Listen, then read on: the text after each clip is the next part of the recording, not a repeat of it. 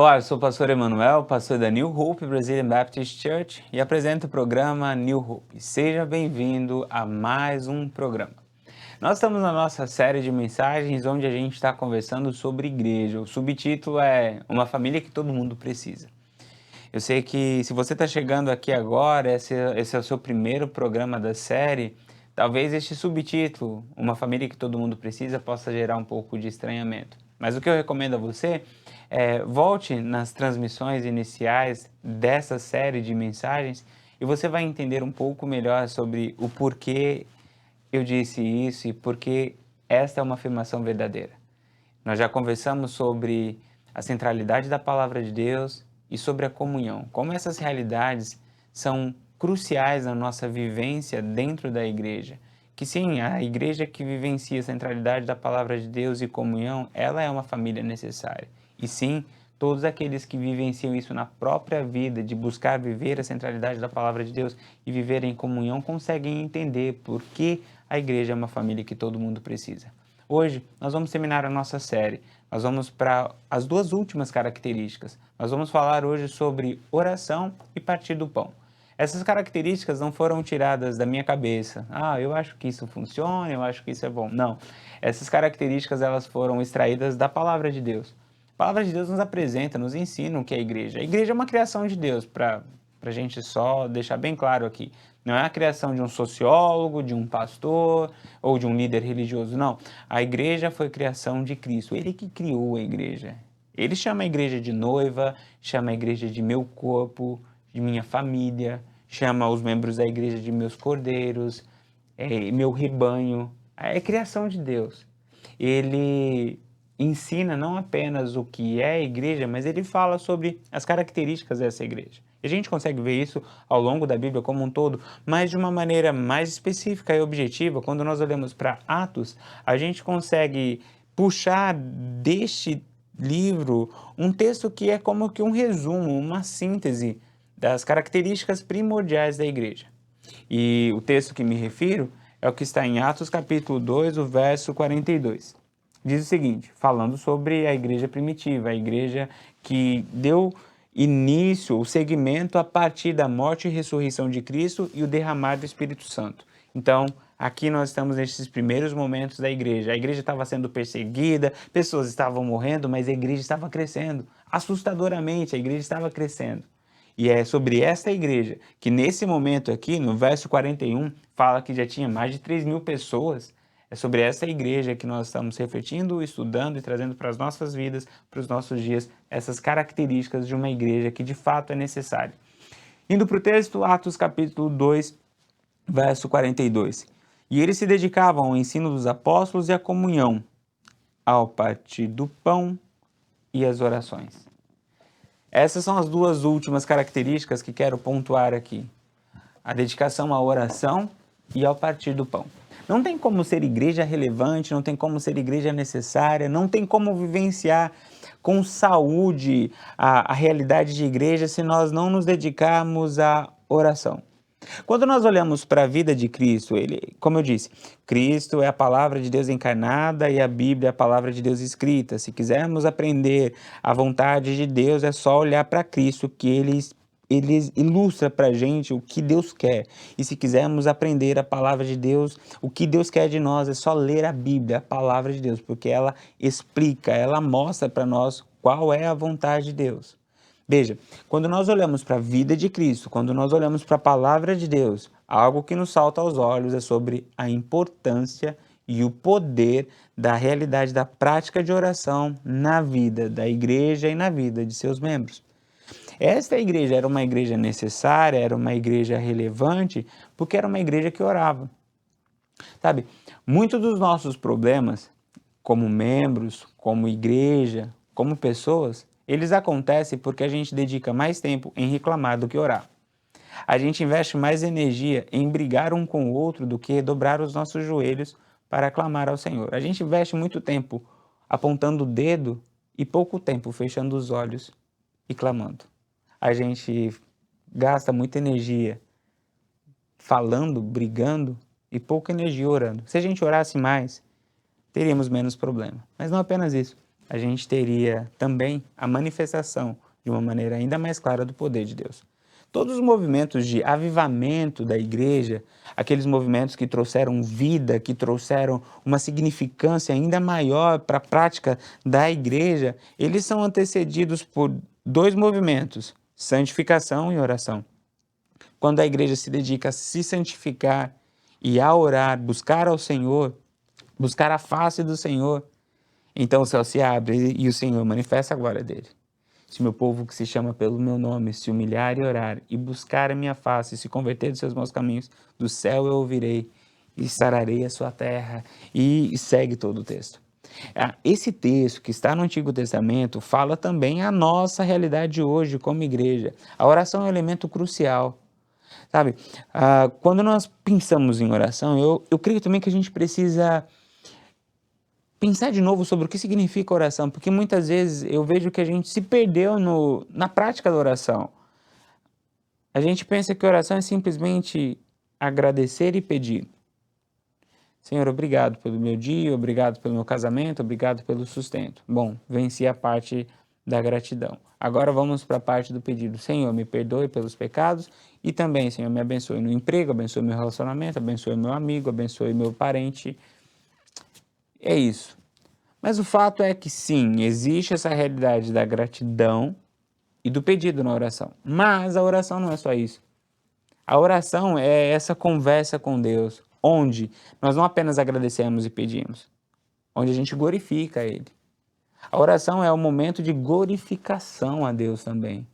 Pai nosso que estás nos céus, santificado seja o vosso nome. Esse primeiro momento de glorificação é um momento onde nós estamos parando para reconhecer o poder de Deus. Eu não sei se você sabe, mas quando nós falamos de glorificação, quando vamos estudar o significado original da palavra glória e o ato de glorificação, a gente descobre que no mundo antigo essa palavra era usada em dois sentidos. Tinha duas formas de você glorificar alguém. A primeira forma era você estar diante de alguém, reconhecer os atributos, a virtude dessa pessoa e começar a dizer, por exemplo, eu conheci um homem chamado Otávio. E eu conversando com o Otávio, eu comecei a ver os atributos dele, as virtudes dele e comecei a falar, Otávio, você é um homem honesto, você é um homem trabalhador. Naquele momento eu estou glorificando Otávio. Primeira forma, quando eu reconheço os atributos e expresso esses atributos para essa pessoa. A segunda forma de glorificar é quando eu vou para uma terceira pessoa e vou falar sobre os atributos que conheci do Otávio. Falo, olha, eu conheci o Otávio é uma pessoa boa, uma pessoa trabalhadora, uma pessoa honesta. Na oração, nós temos a oportunidade de exercer esses dois atos de glorificação. Primeiro, o ato de reconhecer a glória de Deus e expressar isso. É o momento em que a gente para analisar a nossa vida, o que está acontecendo e ver os movimentos, as ações de Deus e ali a gente poder exaltar a Deus por aquilo que Ele é. Eu digo que sim, a gente pode praticar esses dois atos de glorificação, de reconhecer e proclamar isso com a nossa boca diante do Senhor, mas também para outra pessoa, porque a Bíblia também nos fala sobre a oração coletiva. E por meio da oração nós mostramos àqueles que estão à nossa volta, também revelamos quem Deus é. Veja que os discípulos se aproximam de Jesus e perguntam, e pedem para Jesus, mestre, nos ensine a orar. Esse é um pedido assim, fantástico. Porque eles poderiam pedir muitas coisas para Jesus. Jesus nos ensine a multiplicar pães, nos ensine a multiplicar peixes, nos ensine a expulsar demônios, nos ensine a ressuscitar mortos, mas eles não pedem isso, eles pedem para que Jesus os ensine a orar. Por quê? Porque a oração de uma pessoa revela muito sobre a fé.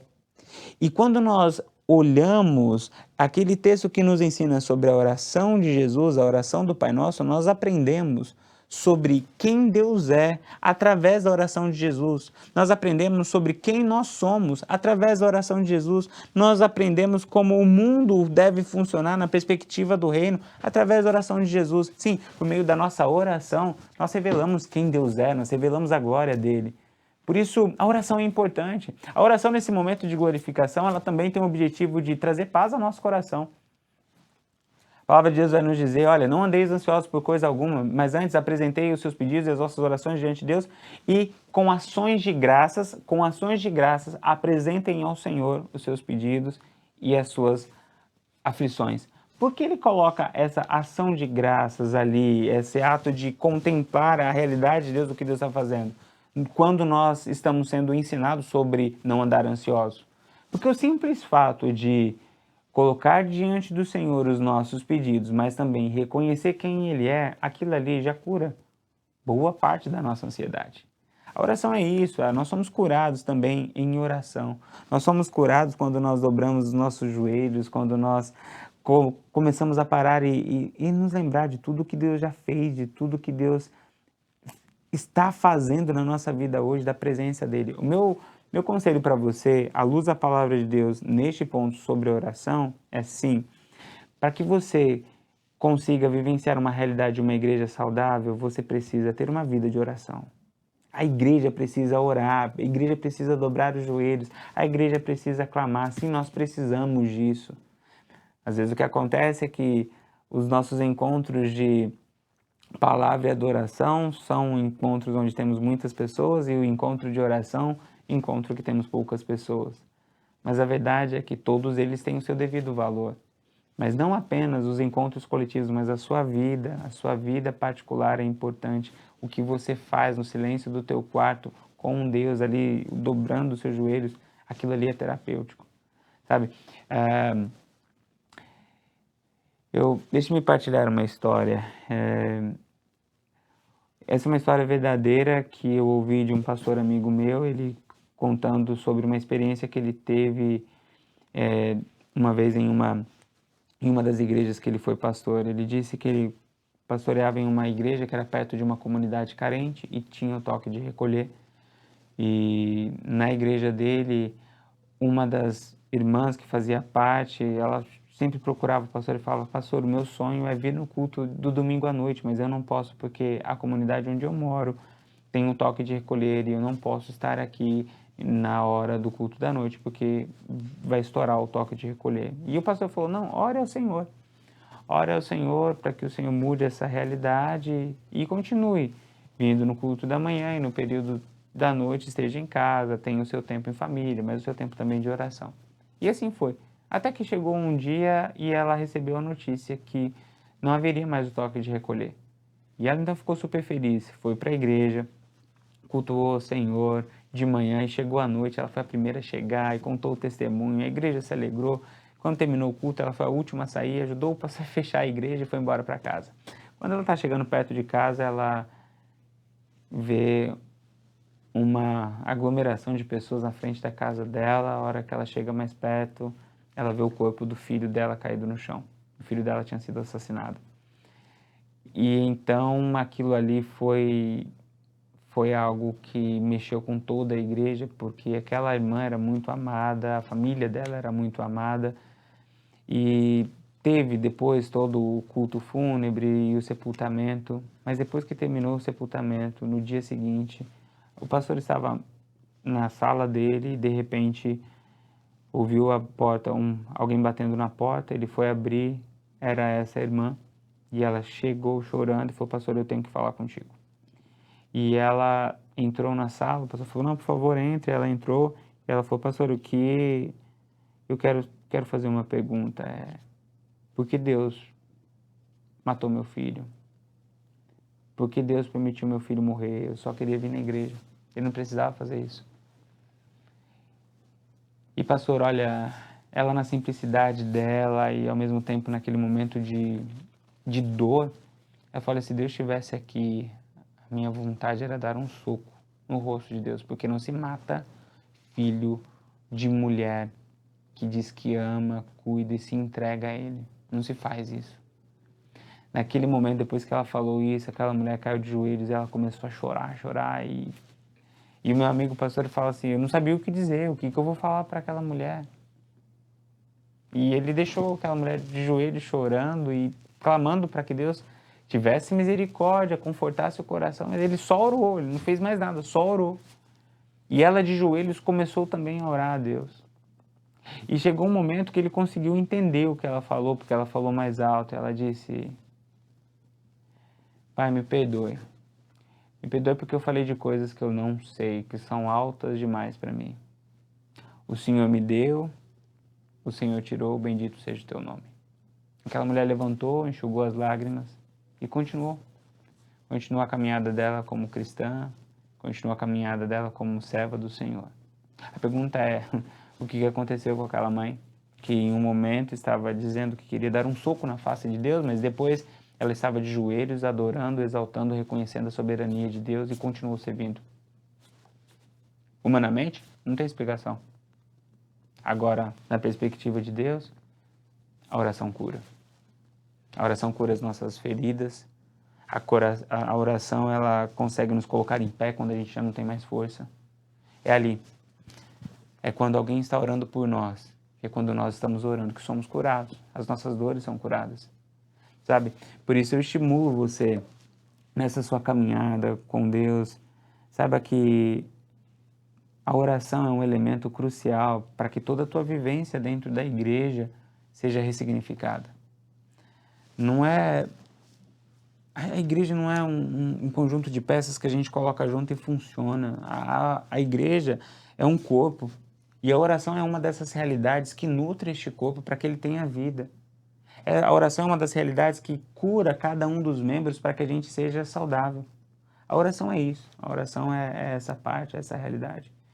E existe uma outra realidade da oração que a gente não pode se esquecer.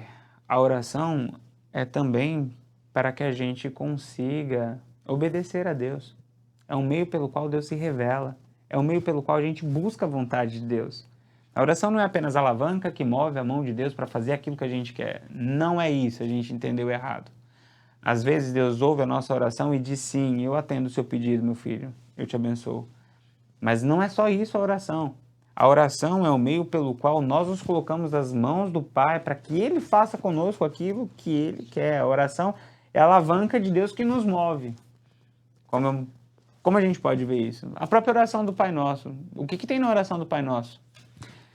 Pai nosso que estás nos céus, santificado seja o teu nome, venha a nós o teu reino, seja feita a tua vontade, assim na terra como no céu.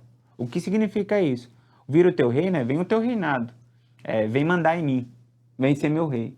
Seja feita a tua vontade, eu abro mão da minha vontade, mas eu estou orando aqui pedindo para que o Senhor manifeste o teu querer.